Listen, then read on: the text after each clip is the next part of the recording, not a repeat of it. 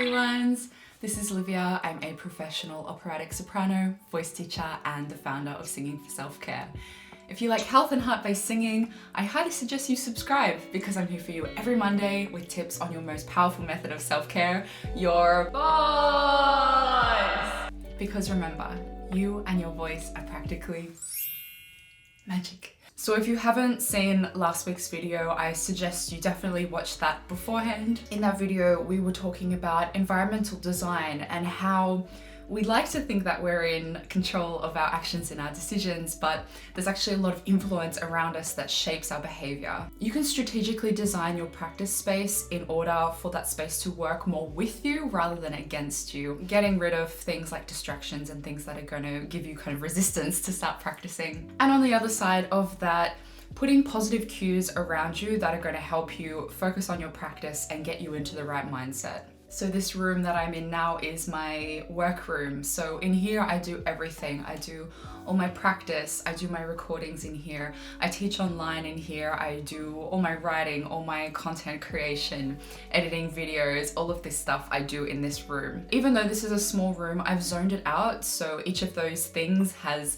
a slightly different place. So here obviously is my YouTube corner. Over there, I'll show you in a second, is where I record music and I do my practice over there as well. Where you're sitting is my desk area where I have my keyboard, my computer, all of my notes, all those fun things. So without further ado, I will show you my space and how I've curated my space to try and align me as best with my goals as possible. Let's go.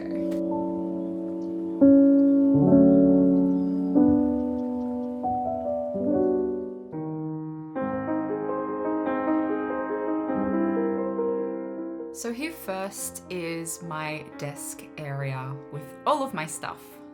One of the first things that may stand out is this keyboard that I have on my desk, which is actually a travel keyboard. I love this because it's so easy to take with me wherever I go when I used to travel before COVID, and it's also so easy to stow away when I don't need it.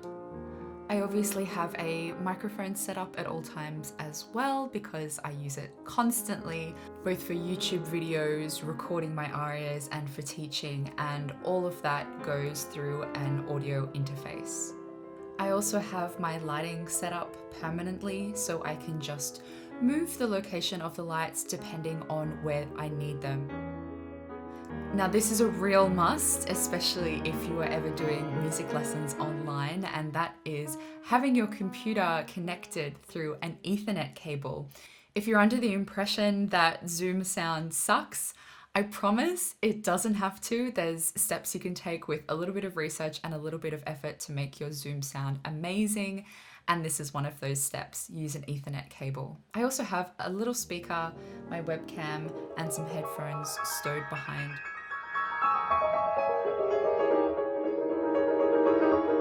Here's a place you probably recognize. So just behind my desk is my YouTube background.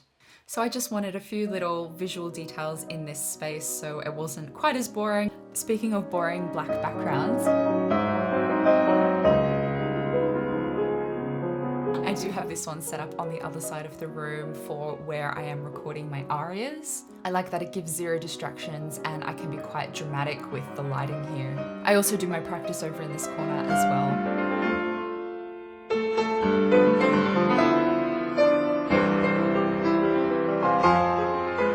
So on my desk I have my German textbooks and also all my music. I also have a little novel that I'm reading and my notebook. I also have a little list as well of what arias that I'm working on at the moment, what I want to have polished and at a high level. All of my music is also on that shelf, so it's very easy for me to take out. Tabata is my exercise of choice. I love it because it's so quick. If I'm thinking I don't know what exercise to do next, I can have a quick look over and get some ideas. I have my yoga mat and a big bottle of water nearby, so no excuses. I also have a list of what I need to record in the upcoming months.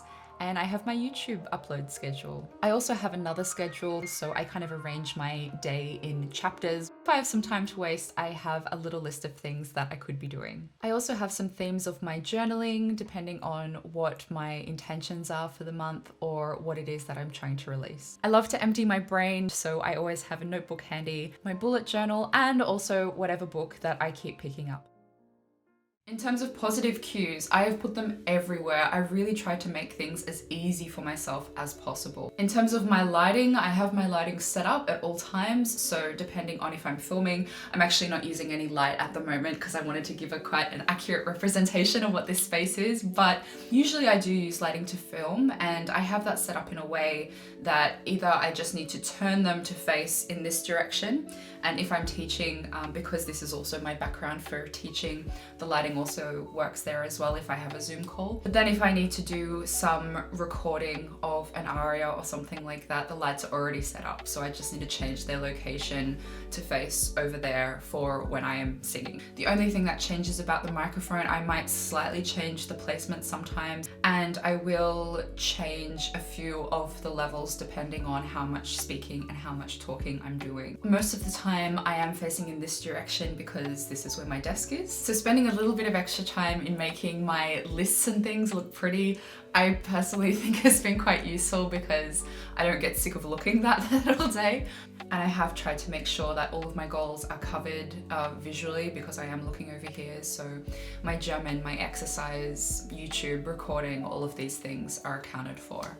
Little things that I think you could probably class also as a positive cue but aren't necessarily visual. I do like to make myself a strong black coffee before I get to work. That's a little ritual of mine now, so I definitely associate the start of concentration with having black coffees. I do also like to have music without lyrics sometimes playing. And I am so happy with the state of the internet right now, with things like cottagecore and dark and light academia being popular with Gen Z people at the moment. There's actually a lot of really nice classical music study playlists on YouTube at the moment. So I hope you got a few ideas from this video about what you might be able to include in your own space. And please, I would love to know, what do you have in your own space? If you've got any cool ideas, please leave them down in the comments below. Thanks for hanging out with me, and I will see you next week. Bye.